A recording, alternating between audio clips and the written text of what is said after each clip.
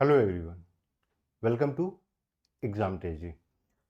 आज की इस वीडियो में हम लोग CUET पोस्ट ग्रेजुएट PG 2024 का MA पॉलिटिकल साइंस का पॉल साइंस का जो है डिटेल सिलेबस डिस्कस करने वाले हैं।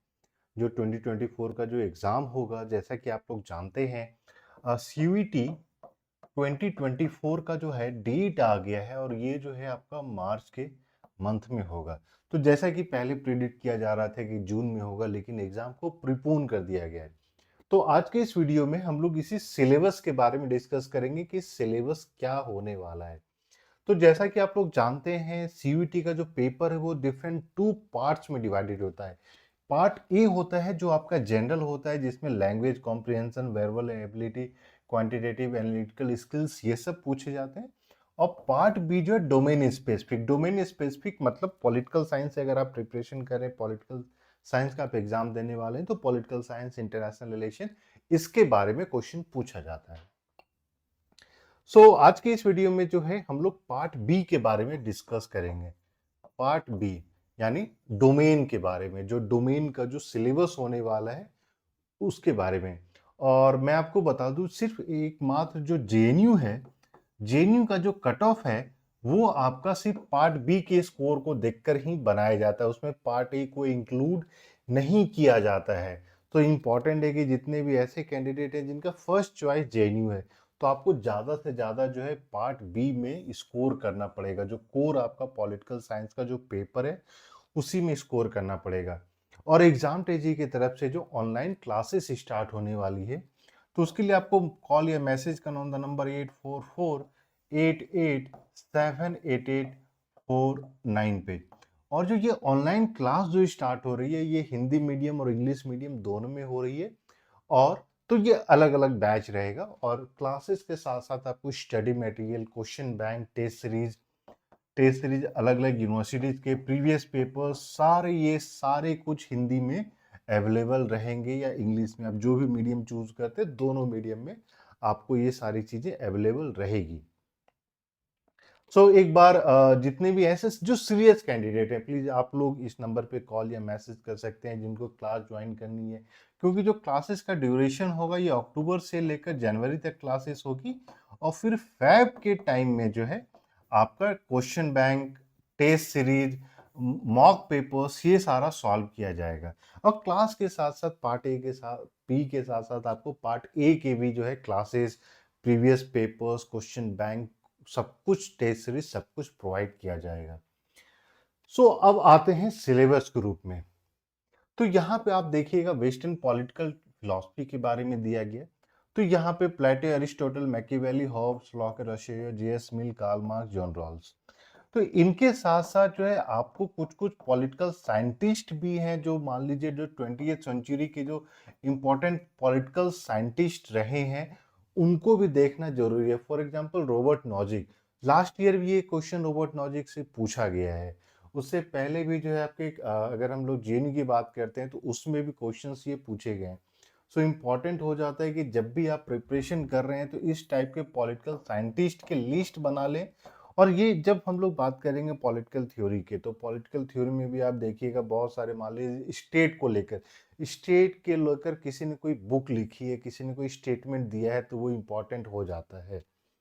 अब यहाँ पे फॉर एग्जांपल इन्होंने बेंथम के बारे में नहीं बोला है, लेकिन जब हम लिबर्टी की बात करते हैं तो बेंथम एक इम्पॉर्टेंट कैरेक्टर है, फिलोसफर है, जिनको हम लोगों को पढ़ना पड़ेगा, उनको इग्नोर नहीं कर सकते हैं।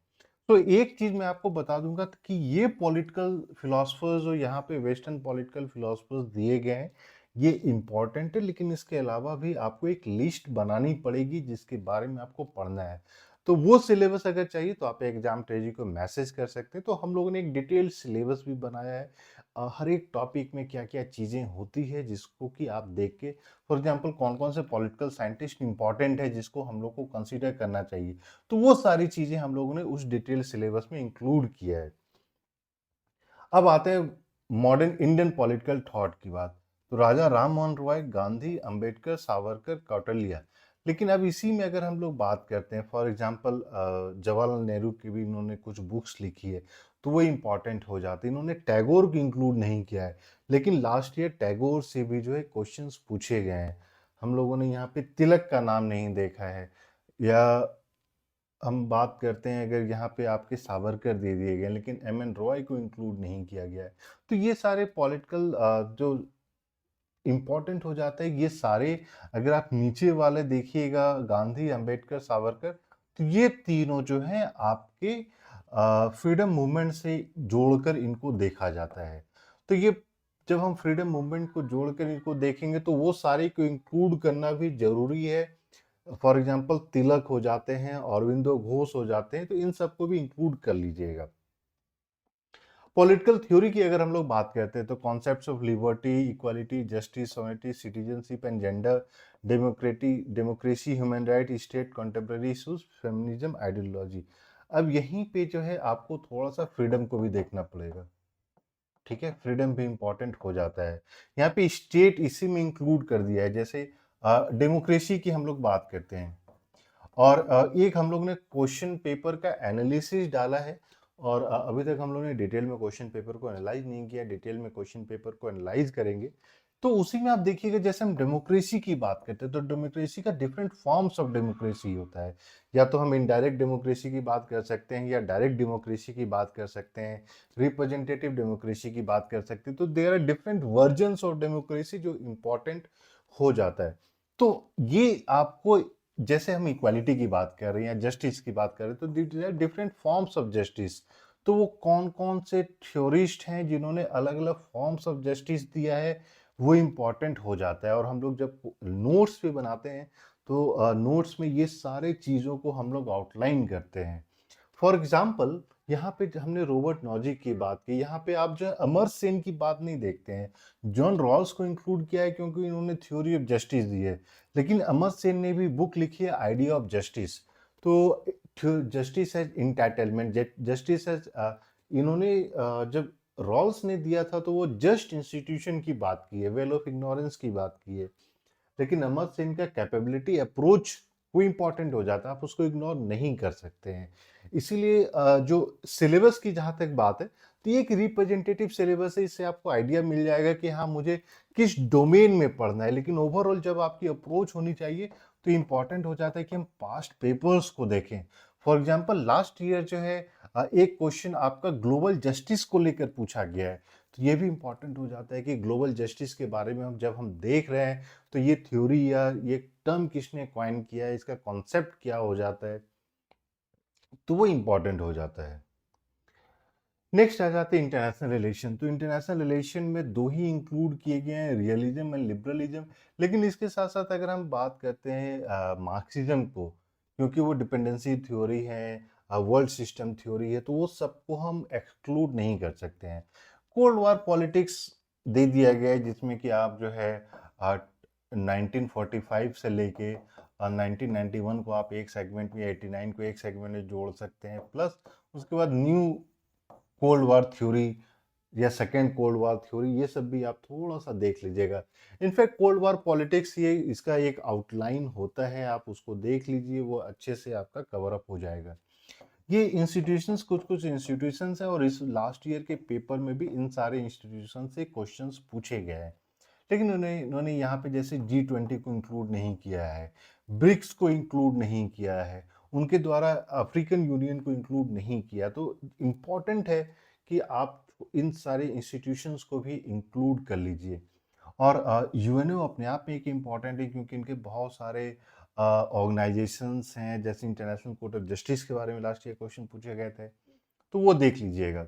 India foreign policy particularly with China, Pakistan and USA. तो जब हम इंडिया फॉरेन पॉलिसी की बात करते हैं तो इंडिया का एक इम्पॉर्टेंट रोल रहा है, या फिर आप ये बोल सकते हैं कि इंडिया एक इम्पॉर्टेंट रोल प्ले कर रहा है in establishing relationship with African countries. तो उसको देख लेना है। जो ईस्ट एशियन कंट्रीज के साथ जो इंडिया का रिलेशनशिप हो रहा है उसको देख लेना है। यूरोप के साथ जो हो रहा है, हाँ ये इंपॉर्टेंट है कि पाकिस्तान, यूएसए, चाइना, तो इन सब के बारे में जब हम लोग देखते हैं तो इंडिया का foreign relation in terms of specially with China and Pakistan, ये हिस्टोरिकल पर्सपेक्टिव में आ जाता है। फॉर एग्जांपल 1950 के बाद क्या क्या डेवलपमेंट हुआ है, तो उसको हम लोग चाइना और पाकिस्तान का देख ले सकते हैं। लेकिन जो आज के डेट में चल रहा है, जो ट्रेड को लेकर चल रहा है, एनवायरनमेंट को लेकर चल रहा है, नए-नए पैक्ट्स बन रहे हैं, for example one earth, one solar, one grid, अलग-अलग थीम्स क्या आ रही है मीटिंग्स की, तो वो इम्पोर्टेंट है। इसके साथ-साथ ये भी मैं बोलना चाहूँगा कि अलग-अलग जो आपके रिपोर्ट्स आते हैं, ह्यूमन डेवलपमेंट रिपोर्ट आता है या वर्ल्ड डेवलपमेंट रिपोर्ट आता है, इस सारे रिपोर्ट के थीम क्या है, जो वर्ल्ड बैंक के द्वारा अलग-अलग जो पब्लिकेशंस हैं, उसको भी देखना इम्पोर्टेंट है। इंडियन गवर्नमेंट एंड पॉलिटिक्स में तो कॉन्स्टिट्यूशन आपको सारा ही पढ़ लेना है और in fact Indian government and politics से लास्ट ईयर भी अगर बात करते हैं अगर 2023 में बात करते हैं तो सबसे ज़्यादा 20 क्वेश्चंस अराउंड इसी से पूछे गए थे। 2022 में भी 20 क्वेश्चंस पूछे गए हैं। So Indian government and politics important है और इसी के साथ अमेंडमेंट है जैसे, तो अमेंडमेंट को आपको देख लेना है कि कौन से अमेंडमेंट में क्या चेंजेस लाए गए हैं। ठीक है, अब जैसे यहाँ पे एक जो दे दिया गया गवर्नेंस, तो गवर्नेंस में आपको जनरल एडमिनिस्ट्रेशन के साथ साथ ये भी देख लेना है कि कौन कौन से इंपॉर्टेंट डिपार्टमेंट्स है। For example department of space, department of biotechnology, department of science and technology, तो ये कौन से मिनिस्ट्री के अंदर आता है, या डिपार्टमेंट ऑफ एटॉमिक एनर्जी, तो ये सारा देख लेना है कौन से डिपार्टमेंट के अंदर आता है। इसके साथ साथ फॉर एग्जांपल इलेक्शन को लेकर मान लीजिए कोई कमीशन बनी है, तो ओवरऑल कौन-कौन सी कमीशंस हैं, उनके क्या-क्या इंपॉर्टेंट रिकमेंडेशंस है। पुलिस रिफॉर्म को लेकर आप जानते हैं फर्स्ट एडमिनिस्ट्रेटिव रिफॉर्म रिपोर्ट था, सेकंड एडमिनिस्ट्रेटिव रिफॉर्म कमीशन बना है, तो उनकी इंपॉर्टेंट रिकमेंडेशंस क्या है। तो जितने भी कमीशंस या कमिटीज बनी है गवर्नेंस को लेकर, उसको एक बार देख लेना है। इसके साथ-साथ अगर मान लीजिए कोई रिसेंट आपके जो सेंट्रल गवर्नमेंट के स्कीम्स होते हैं, तो उसको भी देख लेना है, वहाँ से भी चांसेस है कि क्वेश्चंस पूछे जाएँगे क्योंकि वो गवर्नेंस का पार्ट है। इसके साथ-साथ फाइनेंस कमीशन का जो रिकमेंडेशन रहा है, तो ओवरऑल क्या रिकमेंडेशन रहा है, उसमें क्या-क्या चेंजेस लाए गए हैं। For example 14th finance commission एक इम्पोर्टेंट रिकमेंडेशन किया था कि अनटाइड पूल को 32% से लेकर 42%, दिस मीन्स आपका डिवोल्यूशन को इंक्रीज किया गया था, तो उस टाइप के चेंजेस को आपको थोड़ा सा देख लेना है। कॉम्परेटिव पॉलिटिक्स में जो अगर हम बात करते हैं तो ये 5-6 क्वेश्चंस पूछे गए थे और ये सारे इसी थीम से पूछे गए थे। तो उस चीज़ को थोड़ा-सा देख लेना है। इसमें एक ये भी पूछा गया था कि कौन-कौन से कंट्रीज़ में कौन-कौन से फॉर्म्स ऑफ गवर्नमेंट है या स्ट्रक्चर है, पार्लियामेंट्री है, प्रेसिडेंशियल है, या फिर आप बोल सकते हैं कि वहाँ पे हायरार्की है, क्या है? तो और वो मैच द फॉलोइंग के रूप में आया था। तो जब भी आप प्रिपरेशन कर रहे हैं, ये इम्पोर्टेंट हो जाता है कि क्वेश्चंस किस तरीके से पूछे जा रहे हैं। एसेशन रीजन पूछे जा रहे हैं, मैच द फॉलोइंग टाइप पूछे जा रहे हैं, सो दैट कि आप उस अप्रोच के साथ उन सारे टॉपिक्स को देख सकें। फिर फाइनली आ जाता है आपका पब्लिक पॉलिसीज इन इंडिया, तो मॉडल्स, प्रोसेसेस, टाइप्स। तो इसमें एक जो चीज़ें आपको देख लेनी है कि पोस्ट इंडिपेंडेंस जो इम्पोर्टेंट डेवलपमेंट हुए हैं, चाहे वो पॉलिटिकल डेवलपमेंट हो, सोशियो पॉलिटिकल डेवलपमेंट हो। फॉर एग्जांपल पार्टी सिस्टम्स की बात करते हैं, किस तरीके से पहले सारी जगह कांग्रेस थी, यूनियन एंड स्टेट में धीरे धीरे वो कॉलिशन फॉर्म में आई। पोस्ट 2014 जो है फिर एक आप बोल सकते हैं कि full majority to a single party, तो इन सब के बारे में, प्लस इन सब में रोल क्या रहा है पॉलिटिकल पार्टीज का, नए नए पॉलिटिकल पार्टीज कौन से रीजन में, कौन सी पॉलिटिकल पार्टी है जो डोमिनेंट है, क्योंकि लास्ट ईयर 2023 में एक क्वेश्चन पूछ लिया गया था कि कौन कौन से ऐसी पॉलिटिकल पार्टीज हैं जो रीजनल थीम्स के बेसिस पे आई है, तो वो एक इम्पॉर्टेंट हो जाता है। कौन-कौन सी स्टेट में कौन-कौन सी पार्टी है जो गवर्नमेंट में है, तो वो इम्पॉर्टेंट हो जाता है। आप आप ये बोल सकते हैं कि इलेक्शन कमीशन का क्या रोल रहा है, तो वो इम्पॉर्टेंट हो जाता है। General issue of contemporary relevance में नेशनलिज्म तो ऐसा कुछ ज़्यादा नहीं है, लेकिन क्लाइमेट चेंज है कि ऐसा है जिसको कि आपको देख लेना चाहिए। क्लाइमेट चेंज में रिसिलिएंट इंफ्रास्ट्रक्चर की बात की जा रही है। और अभी लेटेस्ट आईपीसीसी का जो 30th रिपोर्ट आया है, तो वो रिपोर्ट क्या करता है, एसडीजीज के सस्टेनेबल डेवलपमेंट गोल्स के आपके क्या क्या ऑब्जेक्टिव्स हैं, टारगेट्स हैं, गोल्स हैं, 17 जो गोल्स हैं, उन सबको देख लेना है। तो उस तरीके से आप प्रिपरेशन अपना अगर अभी तक आपने स्टार्ट नहीं किया तो प्लीज़ अब हाई टाइम है कि आप फटाफट अपना प्रिपरेशन स्टार्ट कर दीजिए। और ये सारा चीज़ जो है हर एक टॉपिक वाइज एक डिटेल पीडीएफ दिया जाता है, क्वेश्चन बैंक दिया जाता है, मॉक टेस्ट होता है। तो इसके लिए आपको क्लासेस के लिए कॉल करना है 8448878849। जो ऑनलाइन क्लासेस है ये 2 अक्टूबर से स्टार्ट होगा, मंडे टू सैटरडे। और सारे टॉपिक्स को कवर अप किए जाएंगे। और देखिए जो हम लोग काम करते हैं 3 स्टेज में। फर्स्ट स्टेज हो जाता है कि आप प्रीवियस पेपर्स को देखिए, क्योंकि जब तक आप प्रीवियस पेपर्स को नहीं देखिएगा आपको पता नहीं चलेगा कि किस तरीके से क्वेश्चंस पूछे जा रहे हैं, क्योंकि हर एक टॉपिक का एक अपना डिफरेंट वे होता है क्वेश्चन पूछने का। फॉर एग्जांपल एसएसएन रीजन में कभी आप बुक्स एंड ऑथर्स को नहीं देखिएगा, बुक्स एंड ऑथर्स हमेशा मैच द फॉलोइंग टाइप में पूछ लिया जाता है। तो प्रीवियस पेपर से आपको ना एक गाइडिंग प्रिंसिपल के रूप में काम करता है कि कौन सा मटेरियल रेलेवेंट है, क्या वेटेज है, ये सब कुछ हो जाता है। सेकेंड स्टेज हो जाता है प्रिपरेशन, जहाँ पे आप ऑनलाइन क्लासेस, स्टडी मटेरियल सब कुछ देखते हैं। और थर्ड स्टेज हो जाता है आपका इवैल्यूएशन। जब तक आप test series question bank solve नहीं कीजिएगा आपको पता नहीं चलेगा कि कौन से टॉपिक से कितने क्वेश्चंस पूछे जा रहे हैं। उस टॉपिक से जब क्वेश्चंस आ रहे हैं तो आप सॉल्व कर पा रहे हैं कि नहीं कर पा रहे हैं। एक टॉपिक को आप 10 बार पढ़ सकते हैं, लेकिन क्वेश्चन अगर एक भी सॉल्व नहीं हुआ तब फिर कहीं ना कहीं प्रॉब्लम है। और जब तक आप क्वेश्चन सॉल्व नहीं कीजिएगा आपको पता नहीं चलेगा कि जो भी टॉपिक आपने पढ़ा है उसका प्रिपरेशन कितना परसेंट हो गया है। और इसीलिए एग्जाम टेजी की तरफ से जब टेस्ट सीरीज प्रोवाइड की जाती है तो जेएनयू के अलावा या सीयूटी के अलावा जो है हम लोग जेएमआई का भी टेस्ट सीरीज प्रोवाइड करा रहे हैं, सो दैट आप जो है वहाँ के भी क्वेश्चन सॉल्व कर सके, हर एक डिफिकल्टी लेवल के क्वेश्चन को सॉल्व कर सकें। तो जितने भी ऐसे सीरियस कैंडिडेट हैं जिनको प्रिपरेशन करना, तो फटाफट आप कॉल या मैसेज कीजिए इस नंबर पे। इसके अलावा आपके पास प्रिपरेशन रिलेटेड, एडमिशन रिलेटेड कोई भी क्वेश्चन है, क्वेरी है जो आप पूछना चाहते हैं तो आप कॉल या मैसेज कर सकते हैं। तो वीडियो अगर पसंद आया तो प्लीज़ लाइक कर लें और अपने दोस्तों के साथ भी शेयर करें, सो दैट उनको जो है फायदा हो सके। इसके अलावा अगर अभी तक आपने चैनल को सब्सक्राइब नहीं किया है तो प्लीज़ सब्सक्राइब कर लें और नोटिफिकेशन बेल भी दबा लें, सो दैट जितने भी इंपॉर्टेंट अपडेट्स होते हैं ये सारा आपको मिलता रहे। प्रिपरेशन रिलेटेड कोई स्पेसिफिक क्वेश्चन है, क्वेरी है, तो आप कॉल या मैसेज करके भी पूछ सकते हैं। Will try to answer it as soon as possible, या वीडियो के कमेंट में भी कमेंट कर दीजिए and will try to answer it. So thank you and we wish you all the best.